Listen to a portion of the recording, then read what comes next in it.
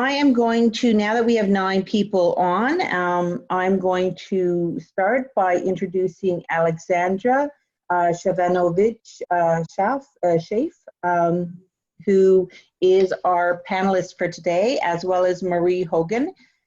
So Aleksandra is a PhD candidate in Faculty of Medicine's Division of Community Health and Humanities of Memorial University of Newfoundland.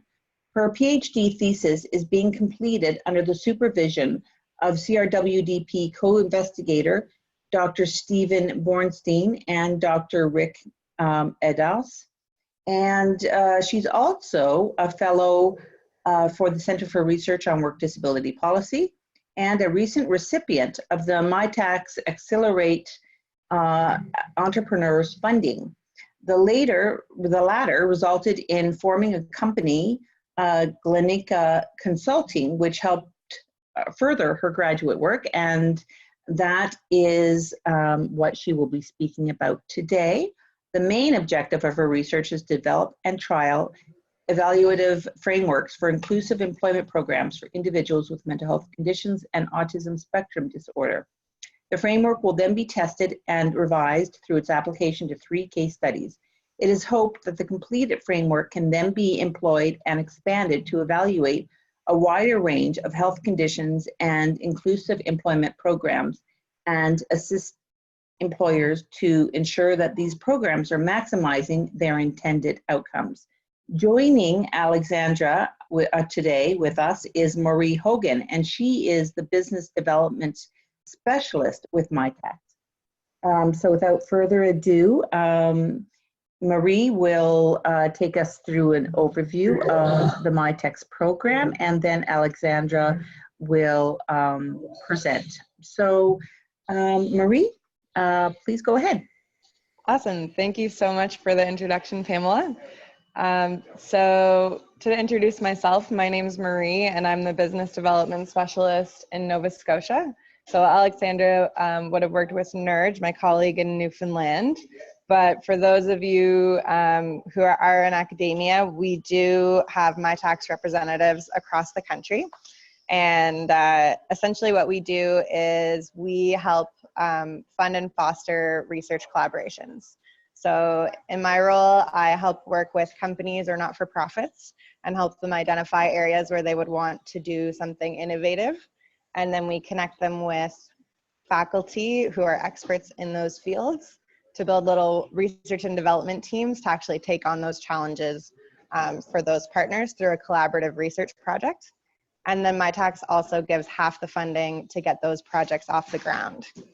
So that's our mission as an organization as a whole, but we do have specific programs that focus on different aspects of that.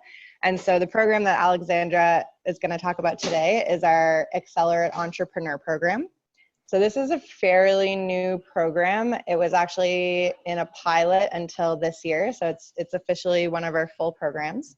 And how it works is that on our normal program, so MyTax Accelerate, an intern would spend a collaborative research project working on site with a company, as well as working with a faculty member to work on a research project. But in this case, the founder of the company is also a student. So someone who's a master's, PhD, or postdoc who's also the founder of a company can assign themselves as an intern on a project to do research related to their own company. So rather than have the student go spend half their time with a company or a not-for-profit like we typically would, the student spends half their time with an incubator. That relationship works out really great because the student has an opportunity to take what they're researching and have some support from an incubator that can help them take that research to market. So there's kind of a great two-sided relationship there where both the research and the business aspects of the startup are supported. And then the student is going to do a research project directly related to their company. So Aleksandra, if you wanted to flip to the next slide there, I can give a couple examples. So some of the things that I've seen startups do, a lot of times they're prototyping, testing, and iterating on a new product, service, or technology. So they have something that they either are doing now and they want to do it better, or they think they might be able to do something and they'd like to try and develop this type of product and see how it's going to work. Those are just some examples. It could be really anything research related, but a lot of them definitely fall into that category. And then the intern gets support from both a faculty supervisor as well as an incubator supervisor. So they get an expert in the field to help them with the research aspect, and then they also get an expert on the business side to help them commercialize that research. So this whole relationship really helps them bring their research to market. And I think that Aleksandra today is gonna speak more about that. For anyone who is interested in any MyTax programs, like I said, there is a local rep in all of your areas. I believe Aleksandra is gonna send out NERJ's contact information and myself's. So you can always give one of us a shout if you would like to learn more. Our role is to connect with interested folks and give them more information about our programs. And you can also look on our webpage for representatives at your university specifically. So without further ado, I'll pass it over to Aleksandra to tell you a little bit more about what her experience was like as an intern. Okay, thank you so much, Marie. I'll just move forward. Hi, everyone. I'm really happy to present today and share my experience with you, and I thank you for being with me. I hope that you find this presentation useful even to a very small degree, if not in practical terms, and at least as a motivation to explore new opportunities as a PhD student or as a postdoc. So instead of possibly working as an RA, or, you know, while you're doing your studies, you can form your own company. So before I begin, I would like to thank the Center for Research on Work Disability Policy for their ongoing support from almost the very beginning of my studies. I would also like to thank the Safety Net Center for Occupational Health and Safety at Memorial. They have been with me from the beginning. I was very lucky to actually connect with them. So they've had my back, and I'm very grateful for that. Also Community Health and Humanities at Memorial. I'm grateful for being part of that department as well. And finally, MyTax. MyTax made it possible for me to finish what I started when I was thinking of quitting, and also to start something I didn't think was possible. So just to give you a little bit of the background on, you know, how it all began for me. The whole story in my presentation is a personal story. So I hope that it's also interesting, because sometimes personal stories, we find them compelling, but not everyone else. So I'm not a typical PhD student, and I think this is very important to stress at the beginning. I'm in my late 40s, and I have a family, and I've been working for years, more recently in the area of immigration and employment. So I've worked with employment and vulnerable populations issues. My background is in arts and humanities. I have a bachelor's and master's in political science. And I do remember years ago somebody asking me after I completed my master's whether I was interested in pursuing a doctorate, and I wasn't. So I really thought that perhaps at this stage in my life it was maybe a bit indulgent. And really, it comes down to finding that stability in life and in work. So all I wanted to do is find work. So just briefly again, I did work, but sometimes work doesn't offer stability either. And my positions, or my last position, was a contract position that had to be renewed each year. And there was really no movement, so no great satisfaction from it. And then the opportunity came, and I was offered to do a PhD. I spoke to Dr. Ricardas, and we both had interest in, again, employment and persons with disabilities and their labor market participation. So I took this opportunity, even though I would say it was a little bit risky, leaving a job and going back to school. But I started this doctorate study. And I started, and my thesis proposal was examination of policies and support programs for integration of individuals with mental health disability and autism spectrum disorder into the Newfoundland and Labrador labor market. As many of you who are students know, a thesis proposal evolves and changes over time. So this has also been changing to some degree, but the base is the same. And why I have this here is I just want to show you that this really remains the same, even with the business proposal. So I'm not going to talk too much about my thesis at this point, because I think that's probably secondary. I'm going to focus on just the pathway to securing funding. But if you have any questions on the thesis, I'm happy to talk about it later. So early funding was relatively simple and relatively easy. I actually started through a master's program with the Atlantic Regional Training Center doing applied health research. That was my first year, and I was funded through Access Mental Health Grant. Dr. Ricardas was the main lead of that grant, so that was easy to start with. And then I rolled into a PhD and was funded for my second and third year by the CrWDP, and I became a fellow, which really enabled me to complete my coursework and pass my comprehensive exam. But in the fourth year, I had no funding, and I really did. There was just no opportunity, and with no funding, there's really no motivation. I think, for me, especially in my position, I thought it was almost irresponsible to try to, in some way, pursue studies and stay in academia, as opposed to just find a job.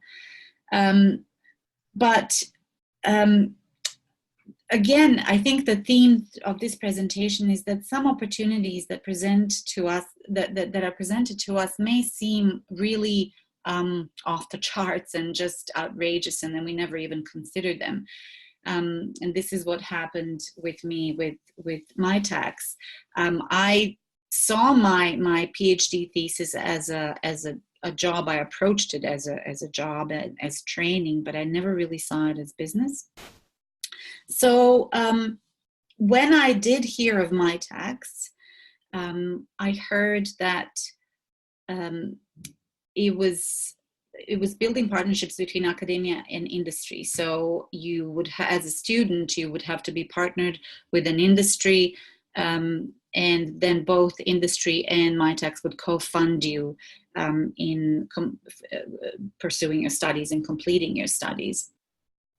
So the challenge was finding someone in the industry who would be connected to what I do and interested in what I do. I was really interested in this industry sponsor stream, which is My Tax Accelerate, where I didn't have to worry about funding myself. I would be funded through, a year or 2 years by My Tax and the industry sponsor.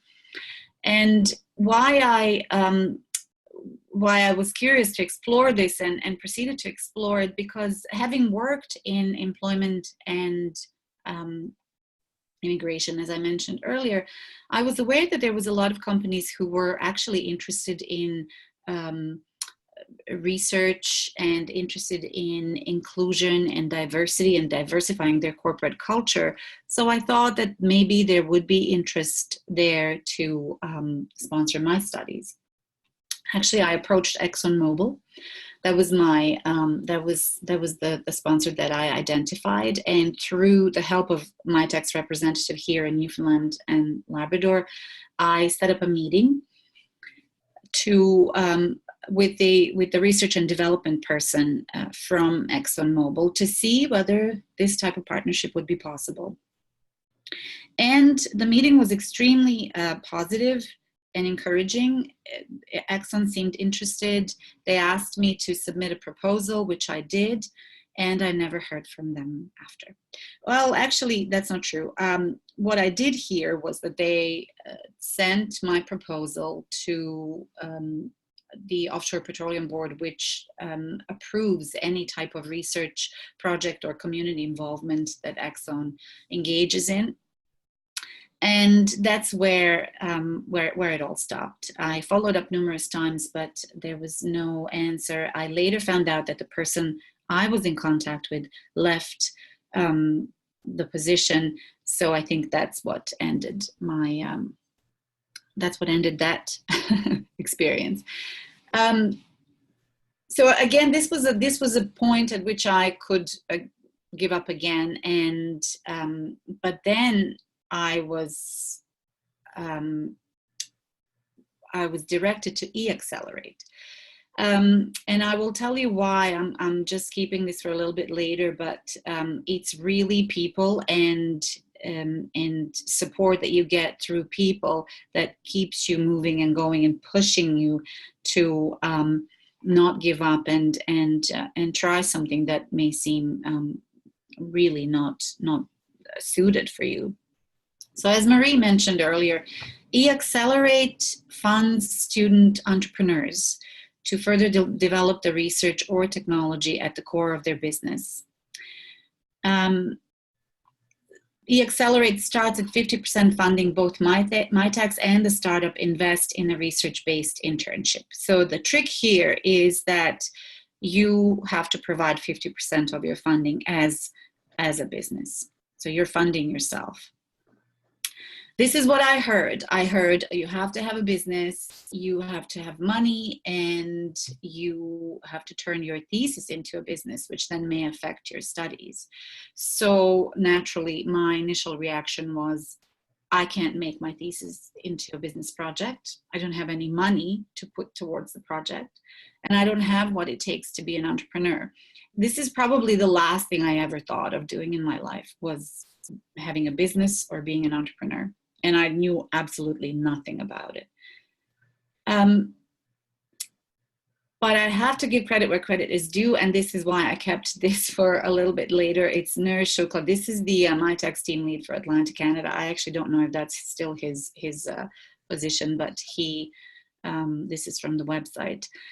So Nurj was there from the very beginning. He was there when I went to Exxon, and then he was there. He was the one that suggested I try e-Accelerate. He knew my project, and he saw the potential, which I couldn't see. And I think this is probably one of the key things for us who study maybe arts or humanities or life sciences that don't necessarily to us translate into a business, but to some people they just see that, they have that vision and they have that perspective and they see it, and they also see you as a as a potentially successful entrepreneur. I think Nurj probably sees that in everyone. So he really believed in this project, and he encouraged me to go ahead and seriously consider e-Accelerate. So what would be the next step for e-Accelerate is actually having a business. And I knew nothing about it. How do I start a business? Before I put in an application to MyTax, I would actually have to have a company. But it was really obvious very early on that it's quite simple, and it doesn't actually take much to do this. First of all, if you are looking at your thesis and your research project and thinking this is not a business plan, it actually is. Your thesis proposal is your business plan. It is not that much different. It is a project that you are completing and hoping to have some outcomes. You just don't see it past that printed copy. So think about the results of your research as a product or a service that you can apply and use as a tool in practical situations. This is the only thing that you have to see.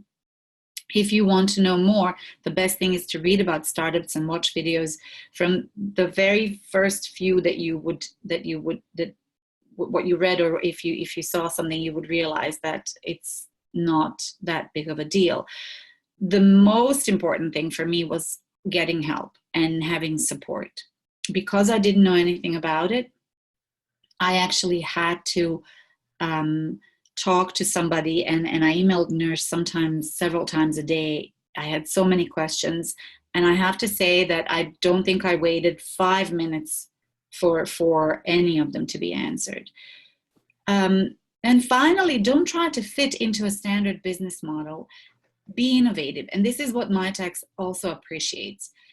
Because sometimes our research doesn't end up with, it's not a tech startup, or it's not natural sciences or computer-based, so there's no product as such. We think that we don't really fit into a business model, but I think that you don't have to fit. You just have to be innovative and see that there is a value in your project. I know that to me, MyTax, when I was actually getting into it early on, I thought that MyTax was really focusing on tech startups and more kind of IT, computers, that type of innovation. So I obviously didn't fit into that, but I could do consulting. So I actually focused on starting a consulting business. And I'm not going to go into this because this might get a little bit dry and boring, but it's certainly part of it. And you would be, MyTax can lead you through this too. There's a minimal startup cost to consulting business. The only cost that I had was incorporation. I think registration was also, there were fees related to it. Website did not cost much either because I made it myself. It was quite simple, but it served as a business card, really. The one thing that I'd like to mention is incorporation, and Marie also mentioned that in her presentation. It is important to be incorporated as a company. That just means that you and your company is a separate legal entity from you. So you're really two different entities, and in that case, you can fund yourself as a student. Your company can fund a student. So this is my company, Lenica Consulting Inc. I have to say, coming up with the name was probably one of the more difficult tasks. It's just that there's so many companies out there, and it's hard to find a unique name. This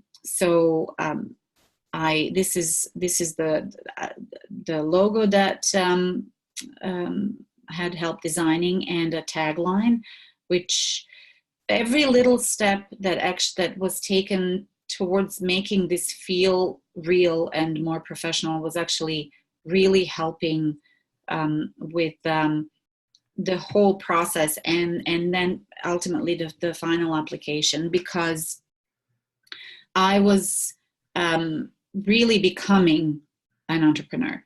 So every step that you do, I think it starts getting so exciting that it's not really something that you have to do for funding, but it's something that you really want to do. So then after the company was formed, I started my proposal. And you probably know all funding proposals are extremely long and daunting. And this takes time too. But I just wanted to say that this is the a piece about my project that really didn't change much from that initial thesis proposal that I showed you. So here I'm saying that my research project aims to develop a framework for evaluating and making recommendations for improving inclusive employment programs for individuals with mental health conditions and autism spectrum disorder. The framework will then be tested and revised through its application to 3 employment programs, 3 case studies. And it is hoped that the validated framework can be then widely employed and expanded by Lenica Consulting to assist employer organizations and governments evaluate and improve their own inclusive employment programs to ensure they are maximizing intended outcomes. The whole proposal is built around this. And it's really the same as your thesis proposal. It doesn't change. MyTex also states that in their guide to writing your proposal, they say that this is a research proposal. And it's not a consulting or a proposal for a development project. You are putting in a research proposal and you're sticking to your research. There's going to be no change throughout your internship. The proposal, once it's written, and you will have guidance through that too. Nerj was really extremely helpful throughout that process. The proposal will be reviewed by at least, it says here, 2 external experts. Now, my proposal was reviewed by 3, and I had 3 very different comments, and feedback was very, very different. But instead of, again, being discouraged, and it wasn't all great, I took all the comments and applied all that to the proposal, which just made it stronger towards the end, and my proposal was accepted. It took probably almost a year, and it's a very long time to wait. That year was practically spent just working on this. But I think it's really worthwhile, because what I then gained was 2 years of full funding to finish my PhD. So what does MyTex provide? Once you are approved, what do you get? So this is a little bit tricky, and this is what could have been a turnoff for me at the beginning. There is a financial benefit. It is for me, it is $15,000 per term or per semester. So you get $45,000 for a year. And I secured funding for 2 years. However, half of those $45,000 have to come from me. So this is, it's a little bit difficult to, see, even for me at the beginning, well, where is this money going to come from? I think you have to also think that that first payment is the only really tricky thing to come up with.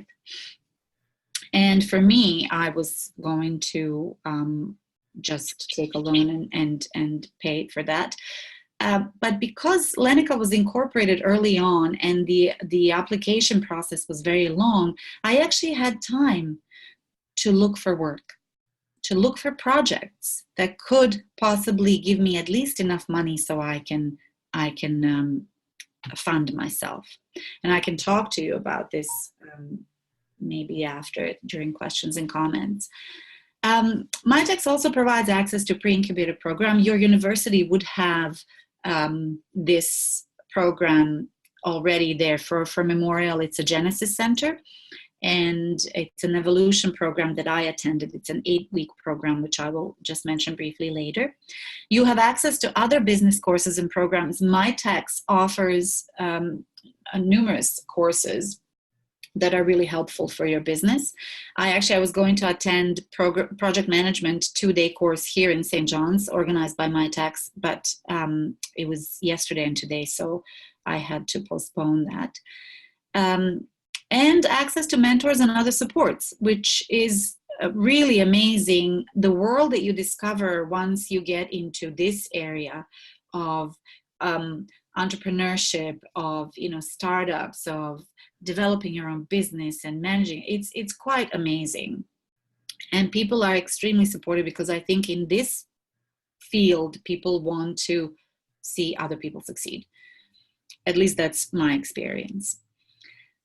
So very early on, I had to sign up for this Genesis 8-week intensive workshop program. Again, I think all universities have this type of program. And this is, so the evolution, it's a pre-incubator program, 8-week intensive program designed for early stage technology startups.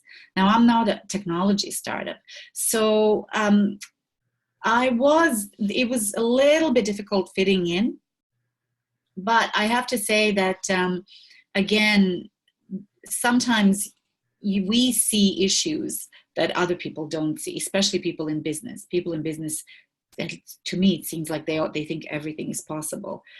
So I had really great support from this program, and what they do is, while I already had a company, so I was for me, it was a little bit backwards. This pre-incubator program helps you start something, but for me, it sort of led me back to see whether what I'm developing is actually on the right path. So they just help you develop your business model canvas, your value proposition canvas. And this is just an example of a value proposition based on my thesis proposal. So what you have to do in your value proposition for a business is you have to identify who your target audience is, your target market. And it can't be everyone. It has to be a very specific market. And then you have to say what you're going to do and why you're going to do it.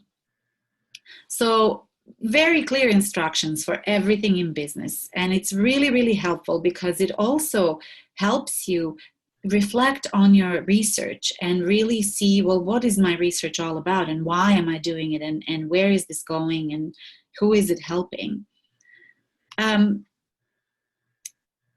This is one thing that I wanted to share with you, just to show you that having a company based on your thesis, it really is. It's just as strong as having any type of a startup or a company. When I said don't try to fit in, try to make it innovative, you just have to see your project as something really special that you can offer something new. So for Lenica, for example, there's a lot of consulting companies out there. And, if I wanted to compete with them, well, what do I have that they don't? Well, you always have to try to come up with something authentic or unique. So for Lenica, a customizable evaluative framework developed through rigorous academic research, addressing all aspects of employment, including recruitment, training, stability and growth, and disclosure issues, evidence-based approach, the ability to understand the details of the client's needs, which actually comes from your studies, because you've been so immersed in it that and through your, if you're doing qualitative research, then you know everything there is to know about your cohort, the people that you are researching with. And finally, professional, thoughtful, and ethical company. So you just have to do everything you can to try to make yourself stand out and really not be discouraged by anything.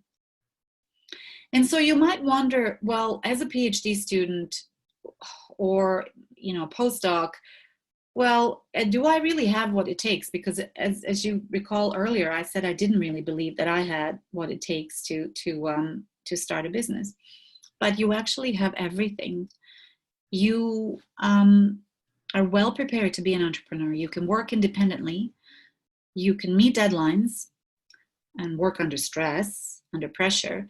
You have excellent research, writing, and analytical skills. I would not be able to start this if I didn't do those 3 years of courses and preparation, because that type of research, rigorous research, ethical research, you just don't really learn that outside of a PhD. Doing research ethically, understanding the value of evidence, and willingness to take creative risks. These are just some of the things that we pick up. Maybe we're not directly taught, but we are actually, but certainly pick up through our PhD studies. And finally, I think I'm also close to the end, but I just wanted to say, sometimes, and this is what I believed too when I first started this, sometimes we believe that venturing into business can be seen as sort of betraying your intellectual pursuits and your academic quest to advance knowledge, because that's what we do. We are there to advance knowledge. But I actually think that this type of partnership is bringing out the best in both, in academia and in business, or in applying your research. I always saw my projects as, applied, my research as applied research. So this really works well. Your business, why it also works is because your business, when you start this, it's not driven by profit, at least not in a traditional sense. You as a student do benefit from it, of course, so there's some profit there.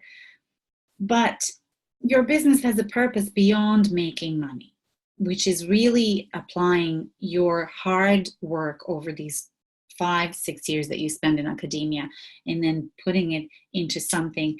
And on top of all that, securing your own future, or at least trying to, giving yourself another way of moving beyond academia. And I think I thought of Simon Sinek, and this is why I put this here. He always says, Simon Sinek, when he does his presentations and then in his book, which is Start by Asking Why, he mentions that it is important to really know the purpose of why you're doing something. And for entrepreneurs, more so than to make money, he thinks it's important to know, well, what is beyond that. So I think the best part of this, as I said, I think it brings out the best in both, is you don't change your research. My research hasn't changed. My research, it's still this, I'm still, with the same topic, doing the same things. It's just looking at what to do with this later on, and how to really apply it in real world and in practical terms. So with that, I think I'm going to end my presentation. I think that there's a lot there, and I hope that you got something out of it. There's probably a lot more very practical questions that you might want to ask. So I am quite open to talking to you and answering the questions. And you can also contact me by email. I will leave the Nourish Shukla's email with you and Marie's at the end of this presentation too. Thank you, Aleksandra.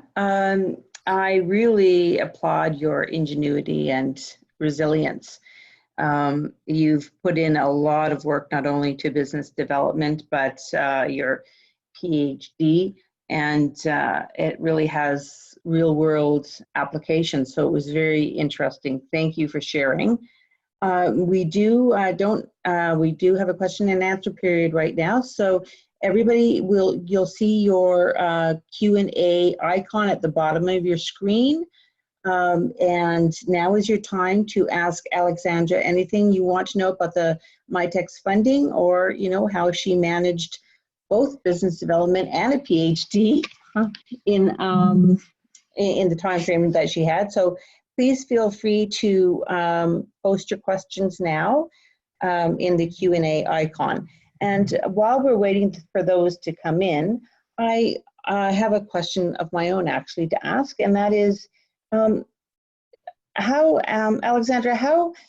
how does the business development and your business plan fit within the academic timeframes? I imagine you have timeframes in business that are different than the timeframes you have in your academic studies, and I wondered how the two meshed. That's a very good question. That's something that there's not enough of ever. But so in terms of business, do you mean, Pam, how, if there's anything to do in terms of, you know, if I have business projects on the side, how do I juggle both? That's part of it. And I'm thinking on actually about the timelines that your supervisory committee put in place. And do they align with business milestones with the MyTech's funding, you know, performance measures that you have to meet? Mm-hmm. So both have to be, you know, I have to follow all these timelines. I think there's certainly some flexibility. If I'm, you know, behind on, for example, the 8-week course that I had to attend, it was quite intense. So during that time, I still have to try to find time and complete whatever I'm doing if I'm working on, you know, on my research or setting up interviews or, you know, anything else that I'm doing. There's not as much required in terms of business development, and I think that's also up to me. I have some requirements from my tax that I have to complete. There's a you know, final report that I have to do, and I think they check in with me every now and then and send surveys. And again, it's so even any additional courses that I can take, I think it is some of that is really up to me, whether I have enough time and how much I really want to develop this. But again, I think even for my tax, this is a research project. So the priority is my research. And then if I can, because my company is being developed through that research. Mm-hmm. If I choose to, if I feel like I can do something, or if I choose to do something, if I can't, you know, if I need money to support my studies, because I still actually have to pay every 3 months or 4 months, then I may look for additional work. But I think it's no different from, you know, working, as I mentioned earlier, as a research assistant and having, or, you know, working at the university in any role. I think we all have part-time jobs as students. So I don't think it's that different, juggling that time and those commitments that we have to meet. Okay. So in just to clarify, in terms of the academic timeline to complete a PhD, I hear you saying that you didn't find doing the business development part of that, that it didn't interfere with your academic timelines. No. So the only time that I couldn't meet my academic timelines, and I think that my supervisors had lots of understanding, was when I didn't have any funding. Mm-hmm. And that was the main thing. Right. But as soon as this, because it's about motivation too. Mm-hmm. Once the funding comes in, there's certain responsibility that we feel like then we have, you know, towards the funders as well. So but there's also that motivation that keeps us going.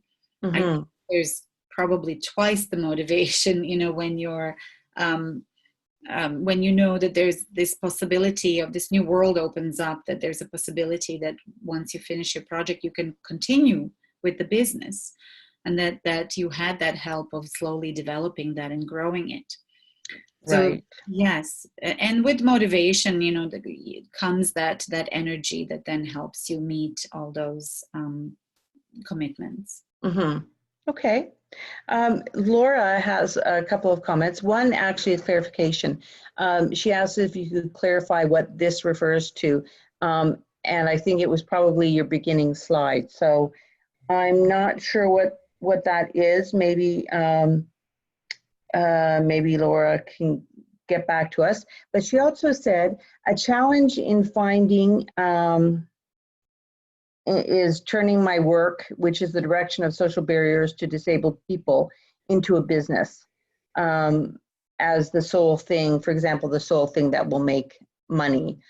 Yeah, so it's about the challenge of turning somebody's research into a business. And I think you spoke a little bit about that in terms of, you didn't see that as your thesis proposal, for example, you didn't see that as a business proposal, but it was a way of reframing then that process of reframing that you had to go through.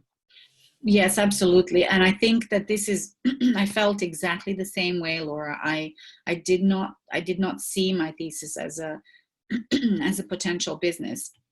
That's just also, once when we are in academia, we don't think that way. Okay.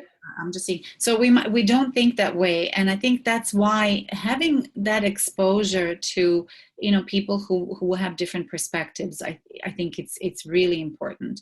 But I also think for us, especially studying, either us who identify as having a disability or studying disabilities, I think it's really important to be champions in this. And we don't talk, we talk a lot about self-employment, but I think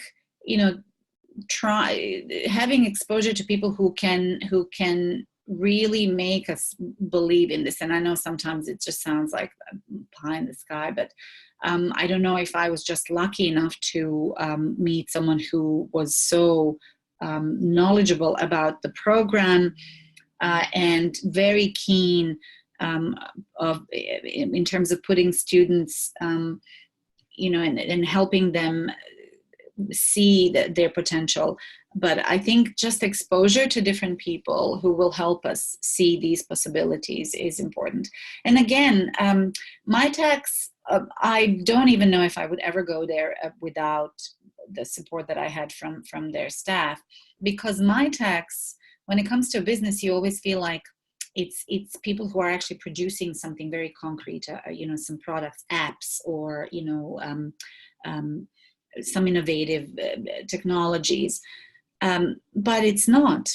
And I think that if we just don't think that way, we may be able to see this. But I had a lot of help, and I can't say that I would have been able to do this by myself. So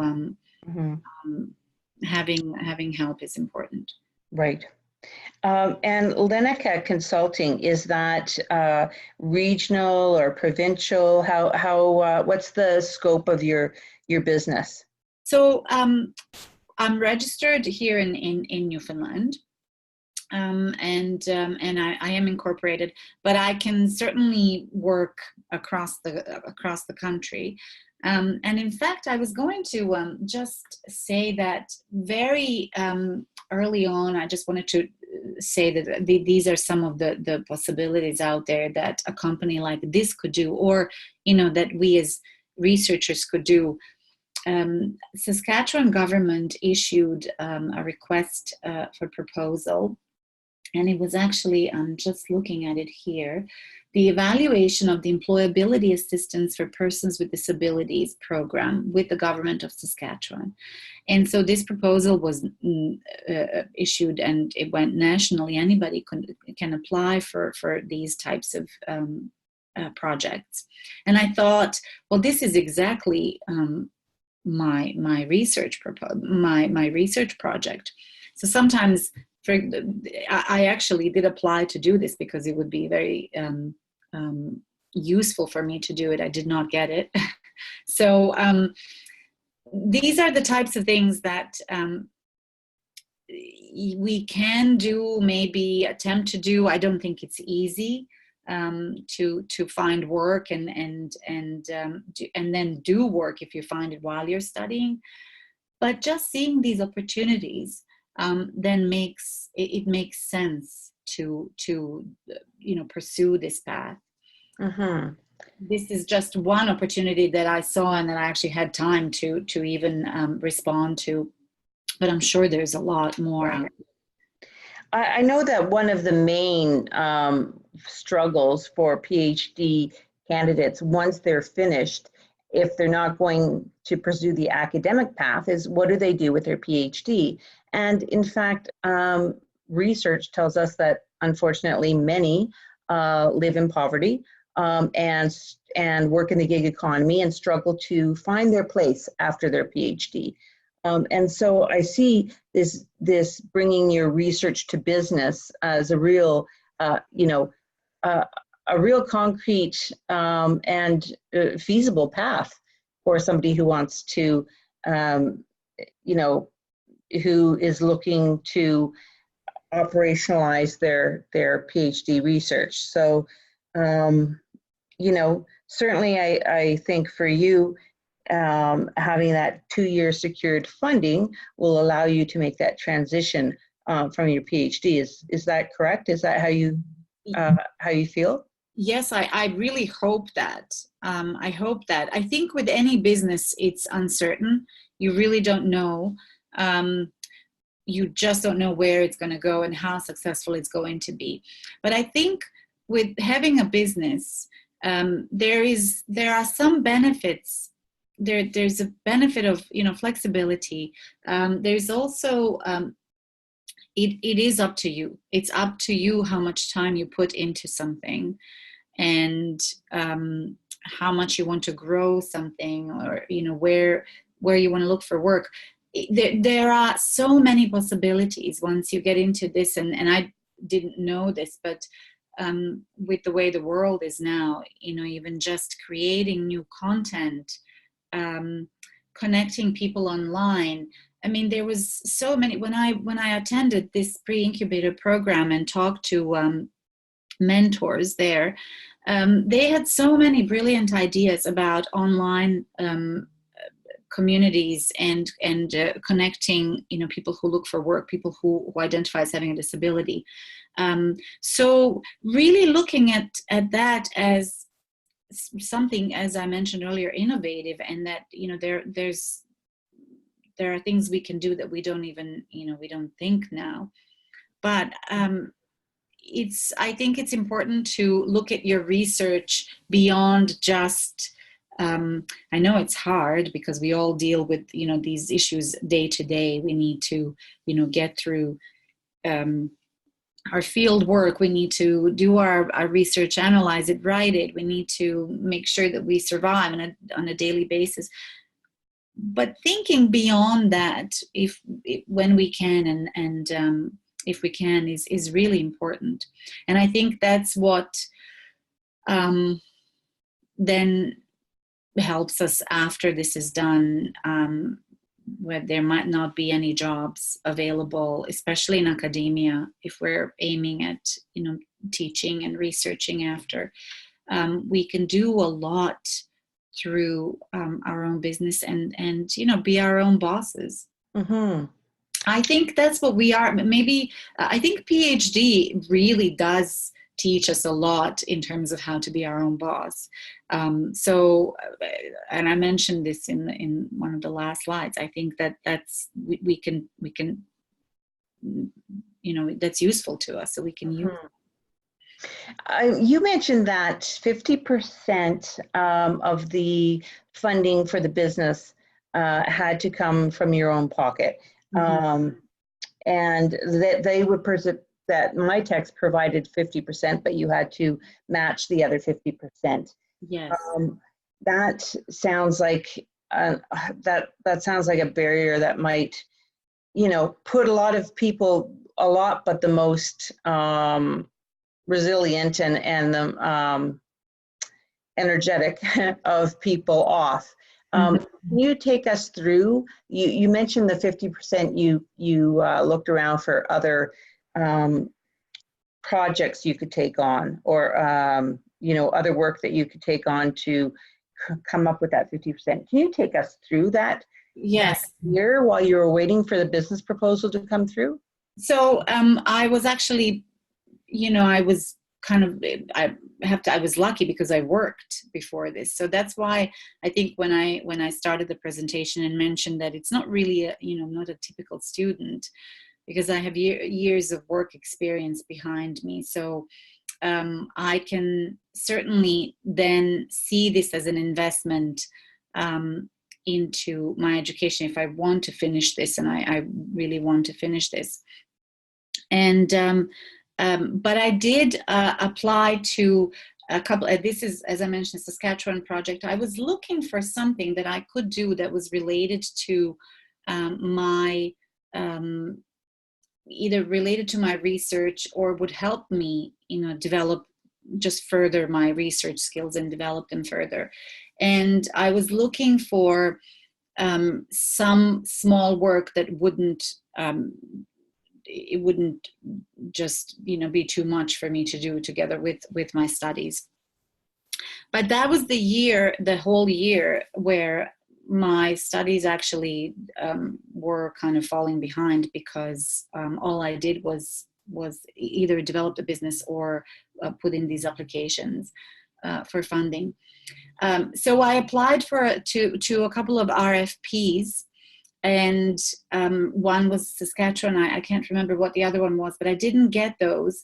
And it was locally with my previous employer that I ended up finding a small side project that I could do, where I could make some money and then put it towards this. I still actually took the money, I borrowed the money and put it towards it. But that is the first payment that you have to make, which practically comes back to you right away. Mm-hmm.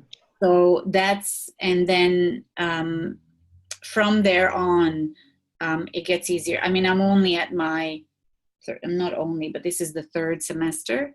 So at some point, what you're getting is a lot more than what you're giving. Right.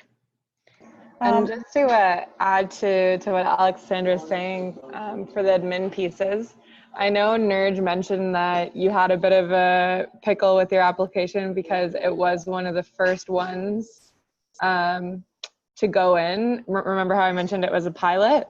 So I think it took you about a year for yours to go through. Yeah. And part of that is because you were kind of like one of the champions of making it happen. So thank goodness for people like you who got it set up, but it is a lot faster now. It should be, for future folks who want to do it, it should be significantly faster depending on what university you're at and if they have done them at your university before. Mm-hmm. Yeah, and I always tell folks as well, you really only need that first 7,500 because it is daunting if you look at the whole project, like the 7,500 for each of them. You really only need that first contribution, and then you can kind of roll it over from there. Okay. Exactly. Thank you, Marie. That adjusted timeline is really important to know for the people who are considering, the students who are considering applying for that program. Well, we are out of time, so I'm going to thank you both, Marie and Aleksandra, for sharing about the program, but also Aleksandra sharing your expertise now in this area, and your time with us today to provide any graduate students with some other options for funding that is really a win-win. So absolutely, I would just add, if I may. Mm-hmm. For any graduate student, I think my first suggestion and advice would be always, when you begin, if you're starting anything, whether it's a PhD or postdoc, I think it's really good to consider long-term funding. So I would say, if there's one thing to learn, is to secure some long-term funding from the beginning. That didn't happen with me, but I think, again, I was lucky. I was in a situation to pursue this. Also, in terms of my tax, again, my choice was initially the industry sponsor. I would really encourage everyone to consider that option first. because it's just a little bit easier in terms of money and finances. So that's the first option to consider. And then, of course, entrepreneur. I mean, for me, there's no going back, but it was a very, very long and challenging process.